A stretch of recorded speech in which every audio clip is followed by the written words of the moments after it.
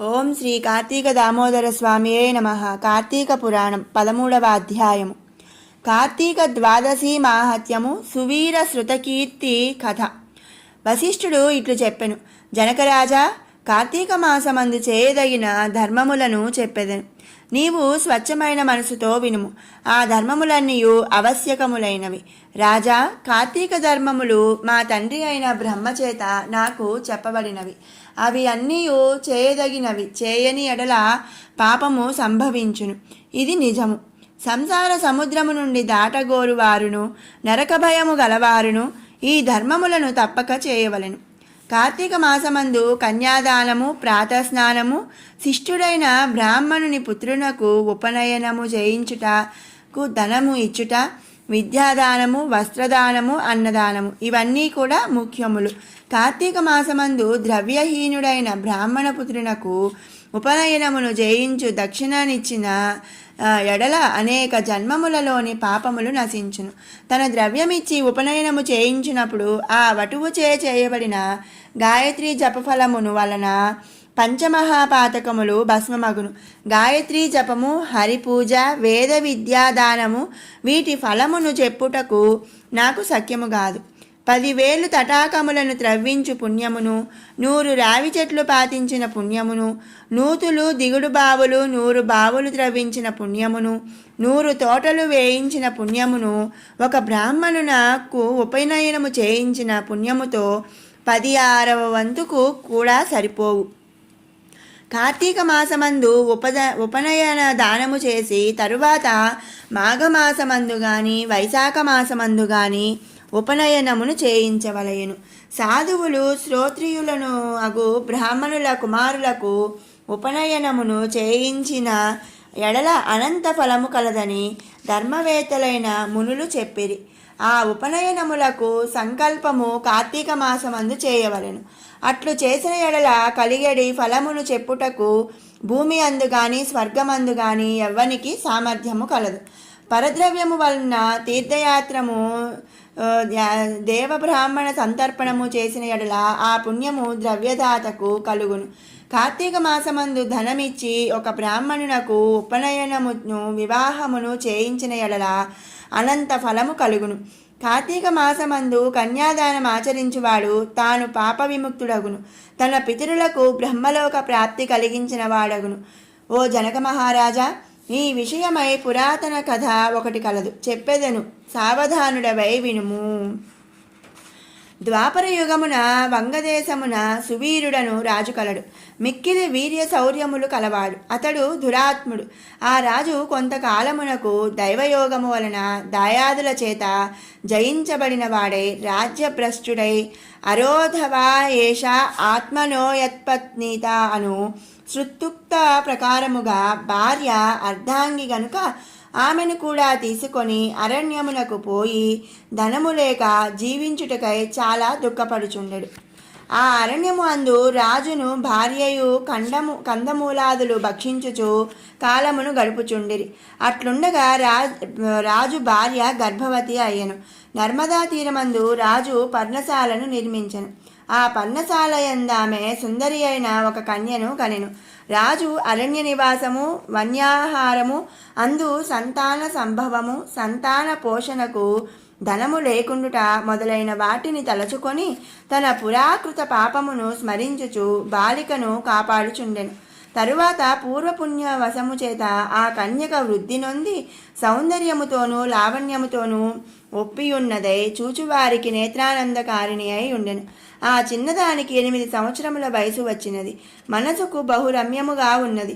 ఇట్లున్న కన్యకను చూచి ఒక ముని కుమారుడు, సువీరా, నీ కూతురును నాకిచ్చి వివాహము చేయమని యాచించెను. ఆ మాట విని రాజు, మునికుమారక, నేను దరిద్రుడను గనుక నేను కోరినంత ధనమును నీవిచ్చితివేని ఈ కన్యను నీకిచ్చెదను. ఓ జనక మహారాజా, ఈ మాటను విని మునికుమారుడు ఆ కన్యయందుండు కోరికతో రాజుతో ఇట్లనెను. ఓ రాజా, నేను తపస్సు చేసి సంపాదించిన బహుధనమును నీకిచ్చేదను. దానితో నీవు రాజ్యమందుండు సుఖములను పొందగలవని మునికుమారుడు చెప్పెను. ఆ మాటలు విని రాజు సంతోషించి అలాగేనని చేసిదెను. తరువాత మునికుమారుడు ఆ నర్మదా తీరమందు తపమాచరించి బహుధనమును సంపాదించి ఆ ధనమంతియు రాజుకిచ్చెను. రాజు ఆ ధనమంతియు గ్రహించి ఆనందించి తృప్తి నొంది ఆ మునికుమారునకు తన కూతురునిచ్చి తన యొక్క గృహ్య సూత్రమందు చెప్పబడిన ప్రకారము వివాహము అరణ్యమందే చేసెను. ఆ కన్యయు వివాహము కాగానే భర్త వద్దకు చేరెను. రాజు కన్యా విక్రయ ద్రవ్యముతో తాను భార్యయు జీవించుచుండరి. రాజు భార్య తిరిగి ఒక కుమార్తెను కనెను. రాజు దానిని చూసి సంతోషించి, ఈసారి ఈ కన్యకను విక్రయించిన ఎడల చాలా ద్రవ్యము రావచ్చును, దానితో నా జన్మమంతయు గడుచునని సంతోషించుచుండెను. రాజిట్లు తలచుచుండగా పూర్వపుణ్య వశము చేత ఒక యతీశ్వరుడు స్నానార్థము నర్మదా నదికి వచ్చి పర్ణశాల ముందు ఉన్న రాజును, రాజు భార్యను, రాజు కూతురును చూచెను.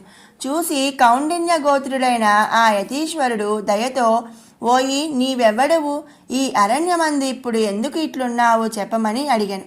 దారిద్ర్యముతో సమానమైన దుఃఖము, పుత్రమృతితో సమానమైన శోకము, భార్య వియోగముతో సమానమైన వియోగము దుఃఖములు లేవు.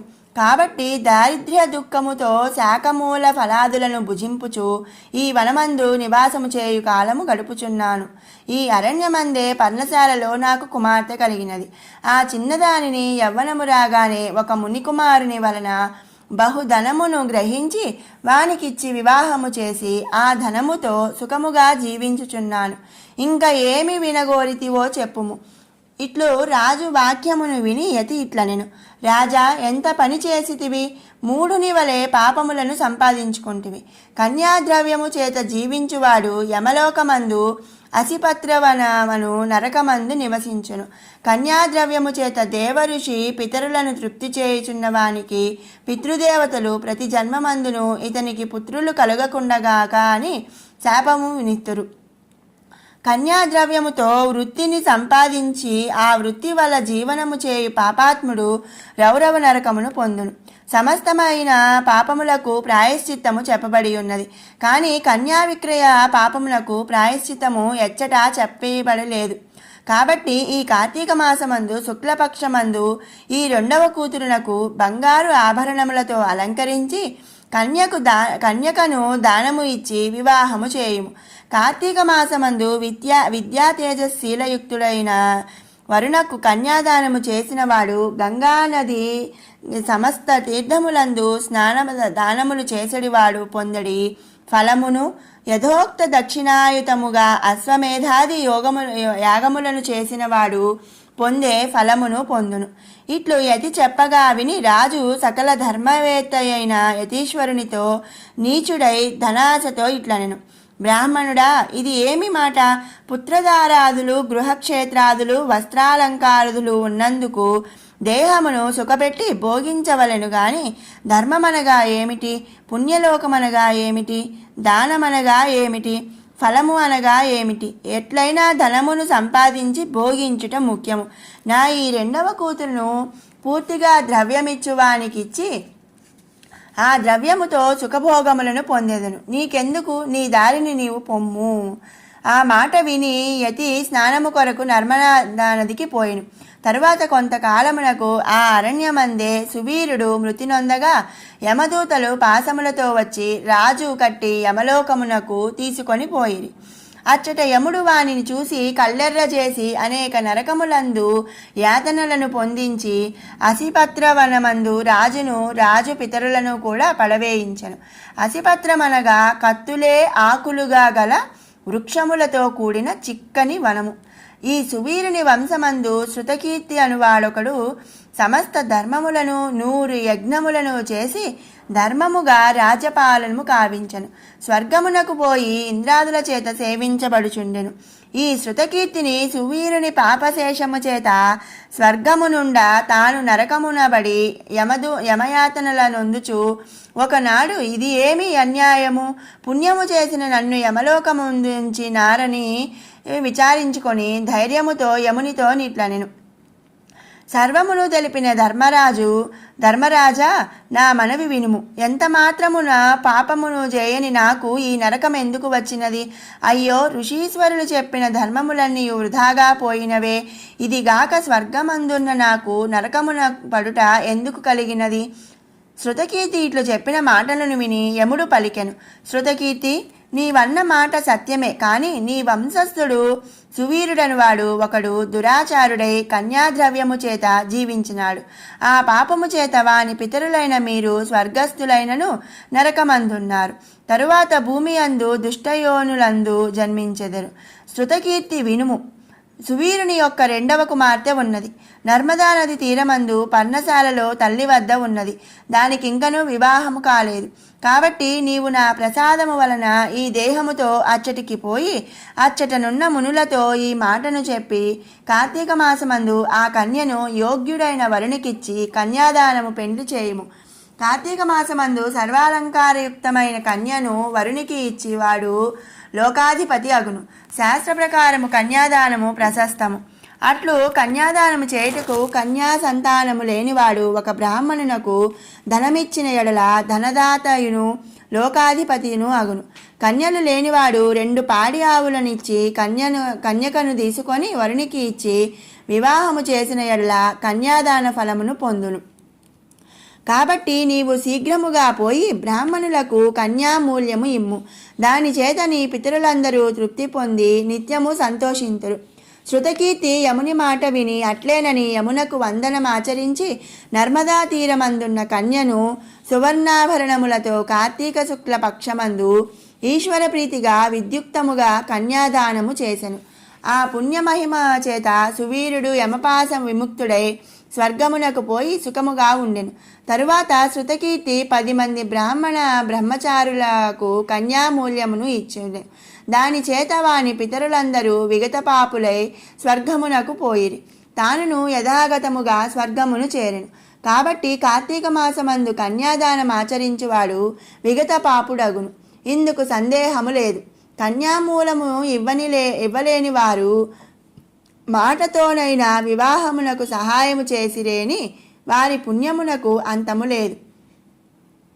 కార్తీక మాసమందు కార్తీక వ్రతమాచరించువాడు హరిసాయుధ్యమును పొందును. ఇది నిజము. నా మాట నమ్ముము. ఈ ప్రకారముగా కార్తీక వ్రతమాచరించని వారు రౌరవ నరకమును పొందుదురు. ఓం శ్రీ కార్తీక దామోదరయే నమః. కార్తీక పురాణం 13వ అధ్యాయం సమాప్తం. శివానందలహరి 13వ శ్లోకం.